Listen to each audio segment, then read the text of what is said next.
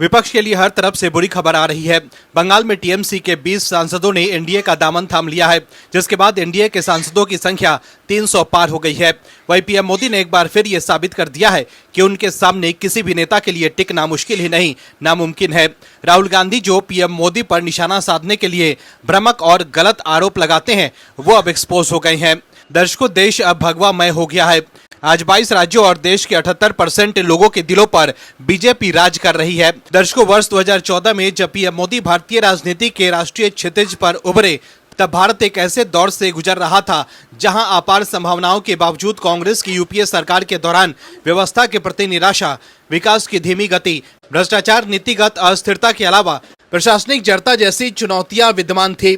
2014 में कांग्रेस की सरकार के दौरान भ्रष्टाचार, जातिवाद, तुष्टीकरण और भाई भतीजावाद का घुन पूरी तरह व्यवस्था को खोखला कर रहा था। ऐसे में उस वक्त देश को ऐसे नेतृत्व की आवश्यकता थी जो जनता की आकांक्षाओं को समझ सके, निर्णय लेने का साहस रखता हो और भारत को अंतर्राष्ट्रीय मंचों पर मजबूती से लीड कर सके। 2014 में पीएम मोदी के रूप में भारत को एक मजबूत नेतृत्व मिला और फिर शुरू हुई नए भारत की परिवर्तन यात्रा। विगत 12 वर्षों में पीएम मोदी की लीडरशिप में भारत ने विकास, सुशासन, सामाजिक न्याय, सांस्कृतिक पुनर्जागरण, राष्ट्रीय सुरक्षा और वैश्विक प्रतिष्ठा के क्षेत्र में ऐसे नए प्रतिमान स्थापित किए हैं जिन्होंने राष्ट्र की दिशा और दशा दोनों को बदलने का कार्य किया है। 10 जून 2026 को पीएम मोदी भारत के सबसे लंबे समय तक रहने वाले निर्वाचित प्रधानमंत्री बन गए हैं। इसमें उन्होंने जवाहरलाल नेहरू का 64 वर्ष पुराना रिकॉर्ड तोड़ दिया है। वहीं दिल्ली के भारत मंडपम में आयोजित एनडीए की अहम बैठक के दौरान पीएम मोदी का एक अलग ही अंदाज देखने को मिला। पश्चिम बंगाल की मशहूर झालमुड़ी का स्वाद लेते हुए एक बार फिर पीएम मोदी का वीडियो सोशल मीडिया पर वायरल हो रहा है। वीडियो में पीएम मोदी सहयोगी नेताओं के साथ साथ हंसी मजाक करते और झालमुड़ी का आनंद लेते नजर आ रहे हैं। पीएम मोदी ने इस वीडियो को शेयर करते हुए लिखा है कि आज एनडीए की बैठक में साथी नेताओं के साथ झालमुड़ी साझा की। दर्शकों, ये बैठक ऐसे समय में हुई है जब पीएम मोदी ने केंद्र सरकार के प्रमुख के रूप में लगातार 12 वर्ष पूरे कर दिए हैं। इस उपलब्धि के साथ वो लगातार सबसे लंबे समय तक निर्वाचित प्रधानमंत्री रहने वाले भारत के पहले नेता बन गए हैं। बैठक में एनडीए शासित 22 राज्यों और केंद्र शासित प्रदेशों के मुख्यमंत्री, उप मुख्यमंत्री और वरिष्ठ नेता शामिल हुए। पीएम मोदी द्वारा बनाए गए इस रिकॉर्ड के बाद कांग्रेस तिलमिला गई है। कांग्रेस ने एक्स पर पोस्ट कर लिखा है कि 12 साल में नरेंद्र मोदी ने पेपर लीक, परीक्षा की चोरी, टेंडर में धांधली को संरक्षण देकर इसे संगठित अपराध का सिंडिकेट बना दिया है। जब तक है मोदी सरकार, तब तक होता रहेगा युवाओं का भविष्य नीलाम, तब तक चलता रहेगा पेपर लीक का व्यापार। भारत का युवा और जेनजी बहुत निराश और नाराज है। अब वो अपनी जिंदगी से खिलवाड़ बर्दाश्त नहीं करेगा। कांग्रेस पार्टी सड़क से संसद तक उनके साथ खड़ी है। दर्शकों, कांग्रेस लाख तिलमिलाए, लेकिन आप दर्शक अगर पीएम मोदी के 12 साल के कार्यकाल से खुश हैं तो कमेंट में यस और गुड वर्क पीएम मोदी जरूर लिखें, ताकि विपक्ष को साफ संदेश जाए कि देश के लोग पीएम मोदी के कामों से खुश हैं। इस खबर में आगे आपको बताएंगे सब कुछ डिटेल में कि कैसे टीएमसी मुश्किल में फंस गई है और कैसे राहुल गांधी हो गए एक्सपोज। तो बने रहिए हमारे साथ अंत तक और देखिए हमारी ये खास रिपोर्ट। साथ ही आप दर्शकों से विनम्र निवेदन है कि अगर अब तक आपने चैनल को सब्सक्राइब नहीं किया है तो अभी कर लीजिए, साथ ही बेल आइकॉन को भी दबाएं। दर्शकों, पश्चिम बंगाल में ममता काल के भ्रष्टाचार को खत्म करने की दिशा में अहम कदम उठाया गया है। बंगाल की बीजेपी सरकार ने सीबीआई के लिए सामान्य सहमति बहाल कर दी है। राज्य ने दिल्ली विशेष पुलिस स्थापना अधिनियम 1946 की धारा 6 के तहत यह अधिसूचना जारी की है, जिसमें सीबीआई केंद्र सरकार के कर्मचारियों और सार्वजनिक क्षेत्र के उपकरणों के मामलों की राज्य में बिना किसी बाधा के जांच कर सकेगी। यह अधिसूचना जारी होने के बाद से सीबीआई को केंद्रीय मामलों की जांच के लिए हर बार राज्य सरकार की विशेष अनुमति लेने की आवश्यकता समाप्त हो गई है। हालांकि राज्य सरकार के कर्मचारियों से जुड़े मामलों में जांच शुरू करने से पहले राज्य की लिखित अनुमति लेना अनिवार्य है। यह निर्णय करीब 8 साल बाद लिया गया है, क्योंकि नवंबर 2018 में तत्कालीन टीएमसी सरकार ने केंद्रीय एजेंसियों के कथित दुरुपयोग का हवाला देते हुए सामान्य सहमति वापस ले ली थी। वहीं दूसरी तरफ पश्चिम बंगाल विधानसभा चुनाव के बाद से टीएमसी मुश्किल दौर से गुजर रही है। 15 साल तक बंगाल की सत्ता पर काबिज रही ममता बनर्जी की पकड़ उनकी ही बनाई गई पार्टी पर ढीली पड़ गई है। कभी ममता के इशारे पर चलने वाली टीएमसी में अब आलम यह है कि उनके हर फैसले का ही विरोध होने लगा है। वहीं कर्नाटक के चर्चित बिटकॉइन घोटाले में बड़ा खुलासा हुआ है। स्पेशल इन्वेस्टिगेशन टीम ने अपनी चार्जशीट में कांग्रेस विधायक एनए हरीश के बेटे मोहम्मद हरीश नालापर का नाम शामिल किया है। जांच एजेंसी का दावा है कि नालापर उन लोगों में शामिल थे जिन्हें हैकर श्रीकृष्ण रमेश उर्फ शरीकी द्वारा चोरी किए गए बिटकॉइन से फायदा पहुंचा। अभिनेता से राजनेता बने बॉलीवुड के शॉटगन यानी शत्रुघ्न सिन्हा ने भी ममता बनर्जी को खामोश कर दिया है। टीएमसी के तमाम बड़े नेता ममता बनर्जी का साथ छोड़ते नजर आ रहे हैं। ममता बनर्जी ने 15 सालों तक बंगाल पर राज किया, लेकिन अब सत्ता जाने के साथ ही उनके हाथ से टीएमसी भी निकल गई है। अब हालात ये है कि ममता बनर्जी के लिए बंगाल की राजनीति में कुछ बचा ही नहीं है। ऐसे में अब सियासी जमीन बचाने के लिए बुआ ममता और भतीजे अभिषेक सोनिया गांधी और राहुल गांधी के आगे नतमस्तक नजर आ रहे हैं। ममता बनर्जी की मुश्किलें लगातार बढ़ती जा रही हैं। विधायकों के बाद अब बड़ी संख्या में सांसद भी बागी हो गए हैं। हार के बाद ममता बनर्जी की पार्टी टीएमसी में लगातार भगदड़ मची हुई है।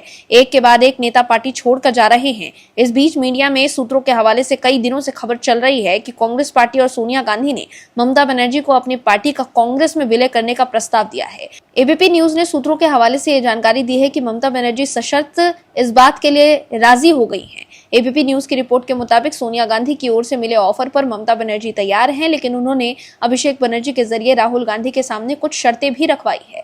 बताया जा रहा है कि अभिषेक बनर्जी ने राहुल गांधी के साथ मीटिंग में इस विषय पर बात की है। रिपोर्ट के मुताबिक कांग्रेस लीडरशिप के सामने टीएमसी की तरफ से मांग रखी गई है कि ममता बनर्जी को राज्यसभा भेजा जाए और उन्हें राज्यसभा में नेता विपक्ष का पद भी दिया जाए। हालांकि इस पर कांग्रेस ने क्या कहा है ये अब तक सामने नहीं आया है, मगर अब साइनी घोष और शत्रुघ्न सिन्हा ने दीदी को सबसे बड़ा शॉक दे दिया है। दशकों पश्चिम बंगाल में चुनावी हार के बाद तृणमूल कांग्रेस बिखर गई है। 60 से ज्यादा विधायकों के बाद टीएमसी के सांसदों ने भी बगावत कर दी है। इस बीच टीएमसी के उन 19 सांसदों की लिस्ट सामने आ गई है जिन्होंने बगावत की है। इस लिस्ट में यूसुफ पठान, शत्रुघ्न सिन्हा और साइनी घोष का नाम भी शामिल है। बताया जा रहा है कि इन सांसदों ने लोकसभा स्पीकर को हस्ताक्षर करके एक पत्र सौंपा है। इस सूची के सामने आने के बाद पश्चिम बंगाल की राजनीति में चर्चाओं का दौर तेज हो गया है। अगर बागी खेमे के दावे सही साबित होते हैं तो ये ममता बनर्जी के लिए बड़ा राजनीतिक झटका माना जाएगा। फिलहाल सभी की नजरें इस बात पर टिकी हैं कि पार्टी नेतृत्व इस घटनाक्रम पर क्या रुख अपनाता है और सूची में शामिल बताए जा रहे सांसद सार्वजनिक रूप से क्या प्रतिक्रिया देते हैं। आपको बता दें कि बागी सांसदों में काकोली घोष, जगदीश चंद्र बसुनिया, खालिलुर रहमान, यूसुफ पठान, अबू ताहिर खान, पार्थ भौमिक, बापी हल्दर, साइनी घोष, माला रॉय, मिताली बाग, दीपक अधिकारी, कालीपत सोरेन, जून मालिया, अरूप चक्रवर्ती, डॉक्टर शर्मिला सरकार, शत्रुघ्न सिन्हा, असित कुमार माल, शताब्दी रॉय, रचना बनर्जी का नाम शामिल है। वहीं टीएमसी की राज्यसभा सांसद सुष्मिता देव ने बुधवार को पार्टी और संसद के सदस्यता से इस्तीफा दे दिया। राज्यसभा सचिवालय की ओर से जारी अधिसूचना के मुताबिक पश्चिम बंगाल से राज्यसभा सांसद सुष्मिता देव का इस्तीफा स्वीकार कर लिया गया है। सुष्मिता देव ने अपने फैसले को व्यक्तिगत और राजनीतिक कारणों से जुड़ा बताया। सूत्रों का दावा है कि देव बीजेपी में शामिल हो सकती हैं। इससे पहले टीएमसी के सबसे वरिष्ठ राज्यसभा सांसद सुखेंदु शेखर रॉय ने भी संसद और पार्टी सदस्यता से इस्तीफा दे दिया था। दशकों ममता बनर्जी के खिलाफ बगावत करने वाले सांसदों में सबसे ज्यादा चौंकाने वाले नाम साइनी घोष और शत्रुघ्न सिन्हा का ही है। चुनाव प्रचार के दौरान काबा और मदीना पर गाना कर तुष्टीकरण की खूब राजनीति की थी। इसके साथ ही राघव चड्ढा के बीजेपी में शामिल होने के बाद एक इंटरव्यू में साइनी घोष ने कहा था, चड्ढा चड्डी बन सकता है लेकिन घोष हमेशा घोष ही रहेगा। तब बीजेपी ने उन पर सिख और पंजाबी समुदाय का अपमान करने का आरोप लगाया था। लेकिन अब साइनी घोष ने भी यू टर्न ले लिया है। वहीं अपने बेबाक बयानों और मशहूर खामोश डायलॉग के लिए पहचान रखने वाले शत्रुघ्न सिन्हा ने भी यू टर्न ले लिया है। मूल रूप से बिहार के रहने वाले शत्रुघ्न सिन्हा का राजनीतिक सफर उनकी पार्टी के साथी कीर्ति आजाद जैसा ही रहा। आजाद की तरह शत्रुघ्न ने भी बीजेपी और कांग्रेस के बीच पाला बदला और आखिरकार टीएमसी में शामिल हो गए।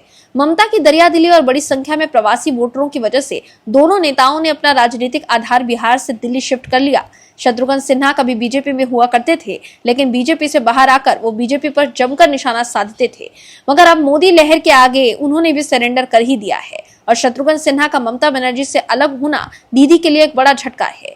वहीं दूसरी ओर ममता बनर्जी के साथ पार्टी के कई वरिष्ठ नेता मजबूती से खड़े दिखाई दे रहे हैं। इनमें कीर्ति आजाद, महुआ मोइत्रा, सौगत रॉय और अन्य वफादार नेता शामिल हैं।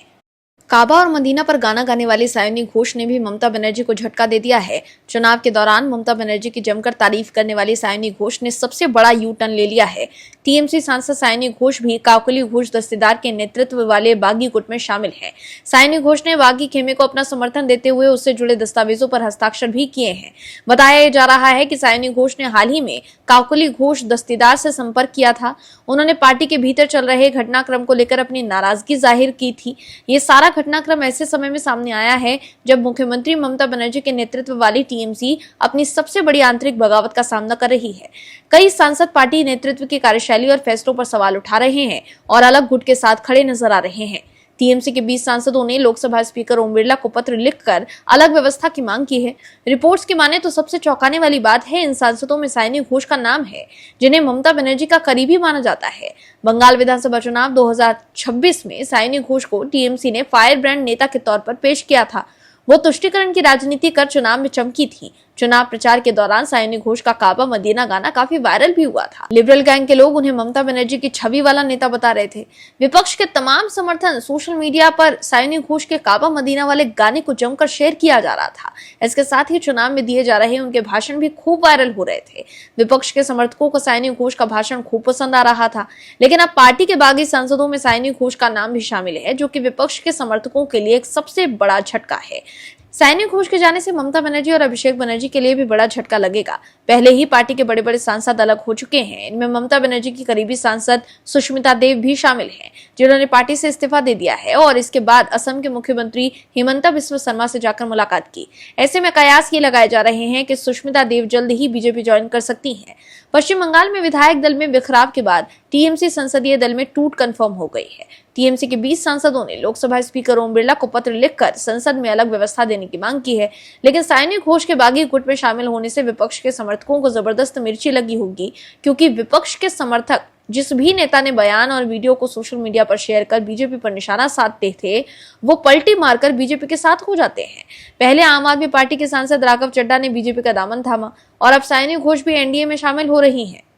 हालांकि आम आदमी पार्टी छोड़कर बीजेपी में शामिल होने वाले राघव चड्ढा पर साइनी घोष ने एक चुनावी जनसभा के दौरान निशाना भी साधा था। साइनी घोष ने तंज कसते हुए कहा था कि मैं चड्ढा नहीं हूं जो चड्डी बन जाऊंगी, घोष हमेशा घोष ही रहेगा। साइनी के इस बयान पर बीजेपी ने सख्त नाराजगी जाहिर की थी, लेकिन अब वो खुद बदल गई हैं। 1993 में कोलकाता में पैदा हुई साइनी घोष टीएमसी राजनीति के सबसे चर्चित युवा चेहरों में से एक हैं। साइनी घोष 2024 में टीएमसी के टिकट पर जादवपुर से लोकसभा चुनाव लड़ी और जीत हासिल कर सांसद बनी। 2026 के विधानसभा चुनाव में पार्टी की स्टार प्रचारक रही, लेकिन सत्ता बदलते ही उनका भी मन बदल रहा है। आपको बता दें कि 2021 विधानसभा चुनाव से ठीक पहले साइनी घोष ने टीएमसी का दामन थामा था। वो एक महिला और युवा होने के साथ साथ खासी चर्चित भी थी। वहीं साल 2023 में जब वो टीएमसी की यूथ विंग की अध्यक्ष बनी, ममता बनर्जी और अभिषेक बनर्जी को साइनी घोष पर सबसे ज्यादा भरोसा था।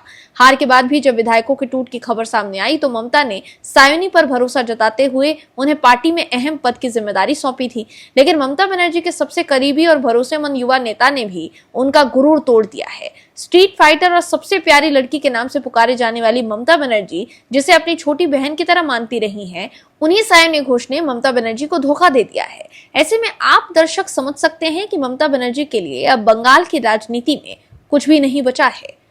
दर्शकों, राहुल गांधी भ्रामक दावे करते रह गए कि मोदी सरकार गिर जाएगी, लेकिन दूसरी तरफ पीएम मोदी का काम बोल रहा है। वहीं अब तो पीएम मोदी का रिकॉर्ड भी बोल रहा है, जो कि राहुल गांधी को आईना दिखाने के लिए काफी है। दरअसल पीएम मोदी की सरकार ने सत्ता में 12 साल पूरे कर लिए हैं। 10 जून 2026 को पीएम मोदी भारत के सबसे लंबे समय तक रहने वाले निर्वाचित प्रधानमंत्री बन गए हैं। इससे उन्होंने पंडित जवाहरलाल नेहरू का 64 वर्ष पुराना रिकॉर्ड तोड़ दिया। पीएम मोदी ने 26 मई 2014 को पहली बार शपथ ली थी। 10 जून 2026 को उनका कुल कार्यकाल नेहरू से एक दिन ज्यादा हो गया है। ऐसे में ये आजाद भारत में लोकतांत्रिक रूप से चुने गए प्रधानमंत्री के रूप में सबसे लंबा निरंतर कार्यकाल है।